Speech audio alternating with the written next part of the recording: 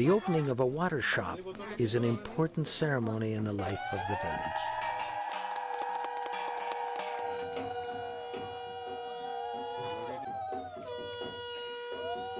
More and more customers in rural Orissa are buying safe water from their local small shop for 4 cents a day. They're buying it from small village shopkeepers. Windhorse and Spring Health India partner with the shopkeepers and install a 3,000-liter cement tank next to the shop, which the shopkeeper fills with water from his shallow open well, which is usually contaminated with fecal pathogens.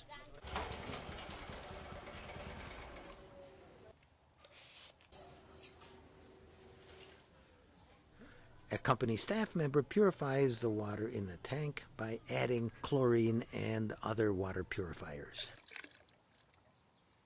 A central part of the Spring Health rollout strategy is creating a strong, dependable brand identity in small, remote rural villages.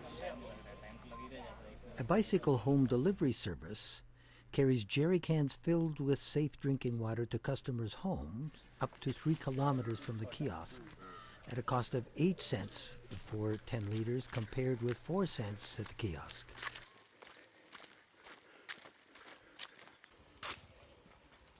The people in rural villages in Orissa report a rapid drop in diarrhea, and they are very happy with the result.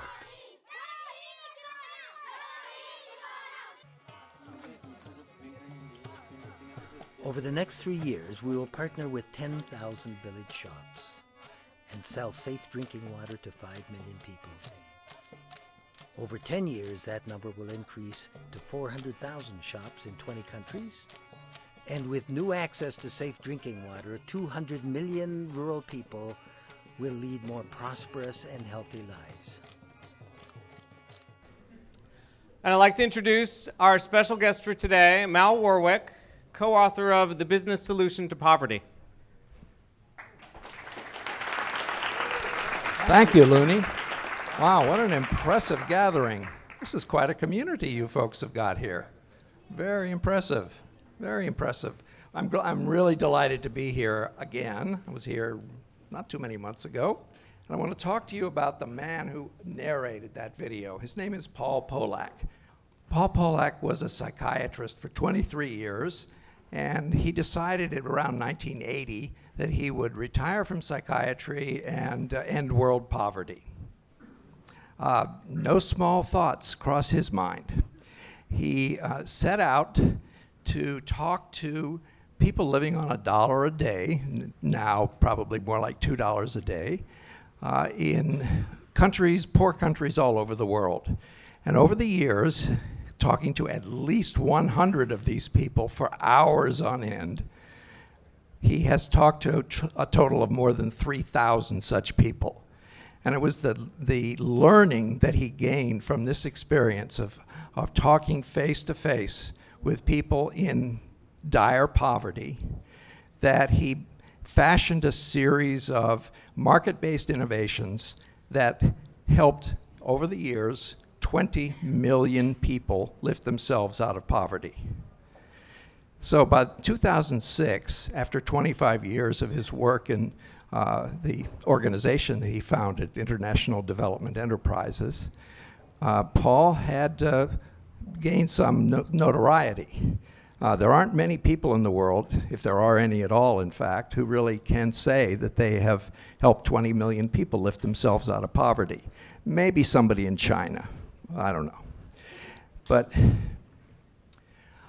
he then began to reason this through. He said, 20 million sounds like a big number, but when you compare it to the 2.7 billion people who live on $2 a day, it is a drop in the ocean. So the problem that is faced by anyone who really wants to address the problem of poverty is one of scale. Scale is the big hurdle to social change in the so-called developing countries. So he decided that he would design an approach, a market-based approach, that would make it possible for him to build 4 companies, each of which would, in the course of a decade, gain at a minimum of 100 million customers, earn annual revenues of $10 billion or more, and have a high enough profit margin that the company could attract mainstream international financing from the capital markets. Because without that access to the markets, he would be unable to build these businesses on a multinational scale. So Spring Health India, the company that you saw pictured in this video, is the first of those companies, and there are 3 others that are in various stages of development right now. A couple of them should be out in the field within a matter of weeks. So this sounds like a very seamless process, right? He makes a decision, he goes out and starts some companies. Well, I think you all know better than that. Paul started by hiring the company, well, then it was a nonprofit really, but a market-based company called IDE India to conduct the first beta test. That was in 2011. And so he laid out the whole strategy, he explained everything, they worked out the pricing through his conversations face-to-face with poor people. They had the technology all worked out, everything was in place, and then the people from IDE went out into the villages and started giving away the water instead of selling it, because they didn't believe that they should be asking people for money. Now, this was, to say the least, a bit of a disappointment. It was, in fact, fraud on the part of IDE India. And unfortunately, it was months later before Paul actually discovered that. Well, once he did, he shut that beta test down. The following year started a second one, working instead with people who had been who were hired directly by Spring Health India. Jacob Matthew, whom you saw on the screen, if you were looking, is an entrepreneur, an Indian entrepreneur who ran one of the country's largest design firms. And he fell in love with the project. So he basically moved from his design company over to Spring Health India and became the CEO.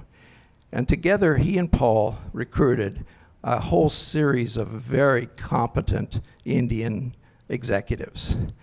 The staff now consists of about 135 people. Every single one of those is in Indian. And they're now operating in more than 200 villages, increasing at the rate of 25 per month. We're in the process now of raising money. We hope a minimum of $2 million. And we've actually heard from one potential investor who's offering $10 million to really take us to scale very rapidly.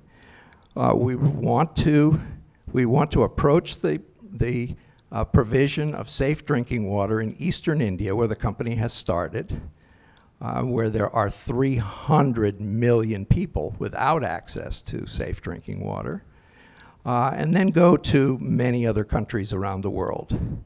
Over the course of 10 years, as the video said, we do indeed hope that this company will be a very large multinational enterprise funded by capital from investors all over the world. Initial investors were from India. This is not all US capital. And you just watch. Keep your eyes peeled. You're going to see some amazing things coming from the success of this company. As Paul tells me, you know, there's a real danger here that we could succeed.